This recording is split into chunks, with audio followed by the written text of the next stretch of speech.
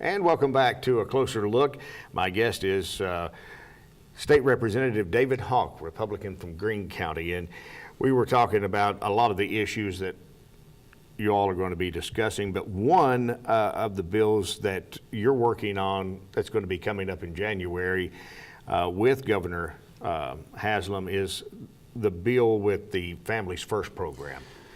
Yeah, Families First has been a good program for Tennesseans, and essentially what that is a food stamp program for families. Mm-hmm. And there are certain limits to it.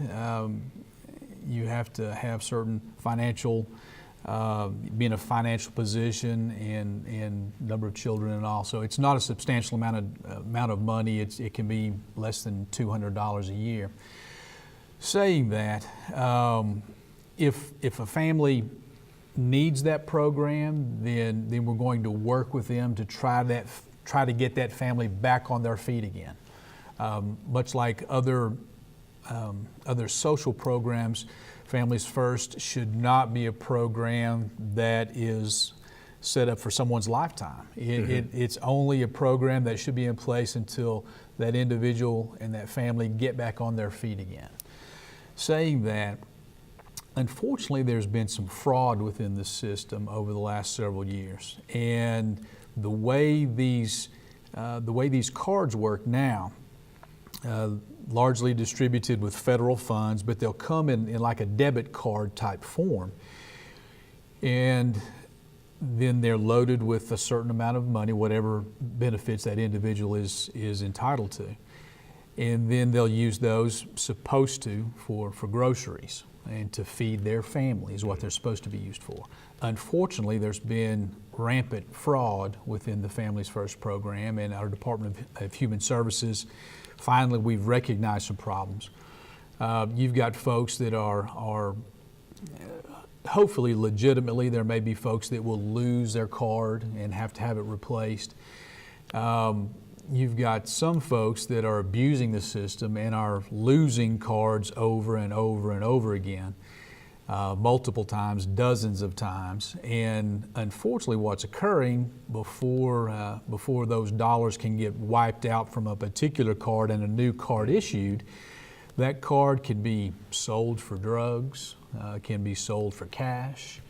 And unfortunately, you've got abuse going on within the system. And folks are illegally trading those debit cards for bad purposes. Mm-hmm. So we're going to put in a piece of legislation that, as my capacity in a leadership capacity as one of our assistant majority leaders, I'll be working with the governor on some legislation that will deal with that says, all right, if you lose your card up to 4 times, which is probably more than we should even put out there, but if you lose your card up to 4 times, you're fine. But beyond that, something's wrong, and we need to take a closer look. We've been cracking down on TennCare fraud and trying to make sure that folks are not out there doctor shopping or going beyond where they should with visits there. We're going to bring that same fraud unit that's been working with TennCare into our Families First program to make sure that the folks that deserve the program, get these funds, but if folks are using it for illegal means, that we catch them. Right. And we want to put folks on notice that if they're breaking the law and using these cards illegally, then we're going to have a new unit that's going to be tracking them down. Absolutely. Now, you voted against the gas tax. I think you had your own plan, correct? Yeah. And for some reason that didn't go through.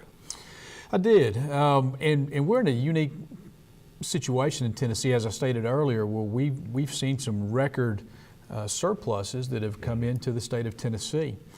And my constituents in Greene County and largely Northeast Tennessee have said, yes, we have some needs, there's really some great needs with transportation and road funding in Northeast Tennessee and all across the state. But let's look first at our existing budget and see what we can do to work within our existing budget. So I put forth a plan that was very simple.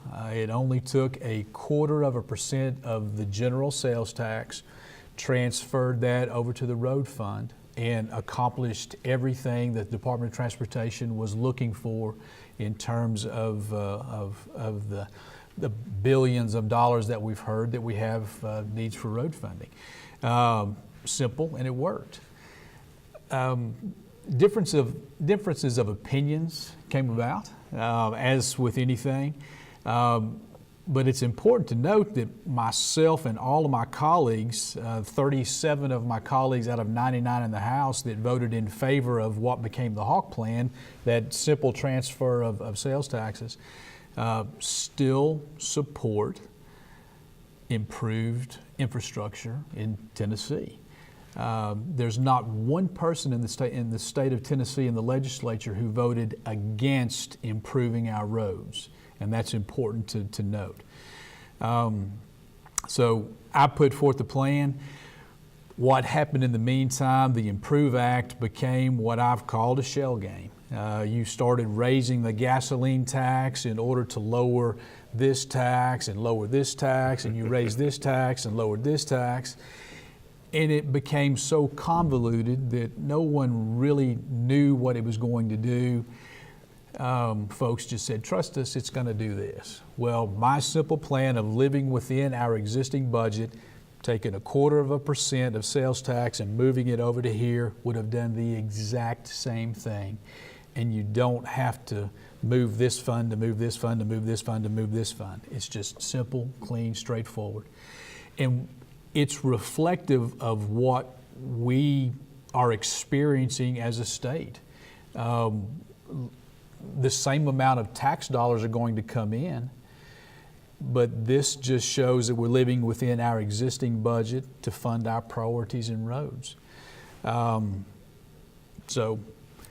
I find it interesting that some folks in Northeast Tennessee have laid blame on some of my colleagues across the state that we're not getting road projects because of votes that were cast.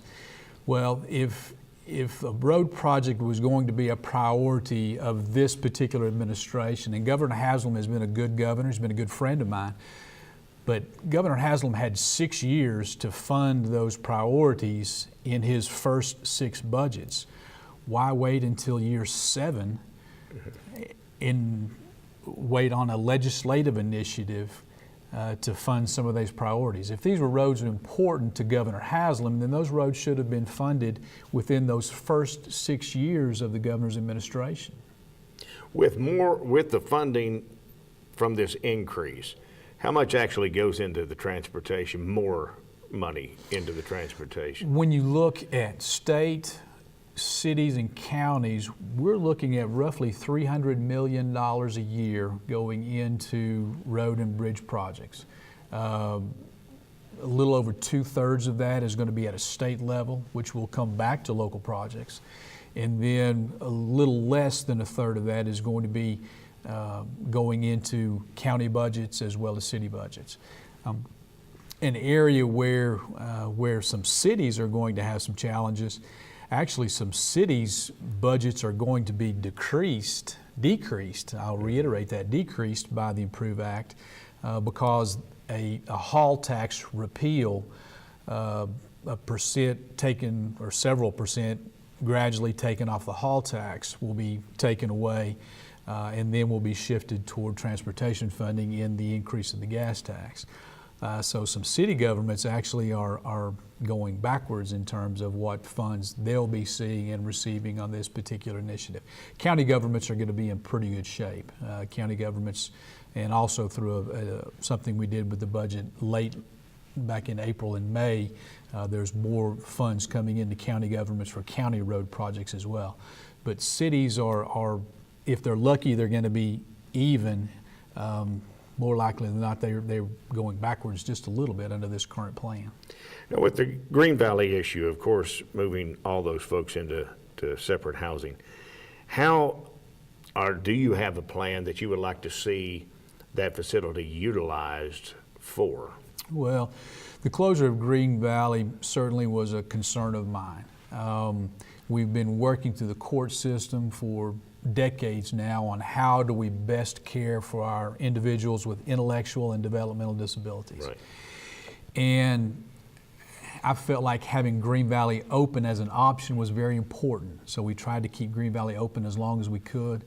I've got a feeling we may have to revisit Green Valley in the next 10, 15, 20 years and say, hey, maybe closing Green Valley was not the best idea in the world. Saying that, the community has largely brought the idea to me that we've got an existing facility at Green Valley that has been used for medical needs, mental health needs.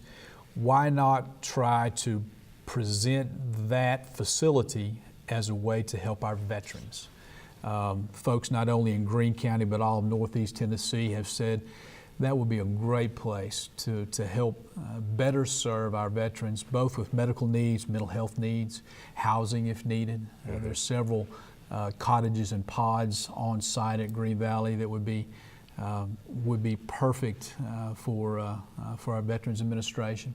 We're working with the federal government right now, having conversations. Having Congressman Rowe as the chairman of the Veterans Affairs Committee in Washington is certainly a great help for us as well. So we're going to have those conversations and continue to have those conversations. Right now, that's the first and best idea that's come to bear. We'll have some conversations about other uses of Green Valley property as well in the future. Because there is there's a massive amount of room there, and everybody can see how this would benefit our area and this region. Thank you again for being on the program today. David Hawk, the state representative of the 5th District of Tennessee. And I know you got a lot of work coming up. That's part of it, Dwayne. That's what we signed on for, was hard work. Thank you. All right, thank you.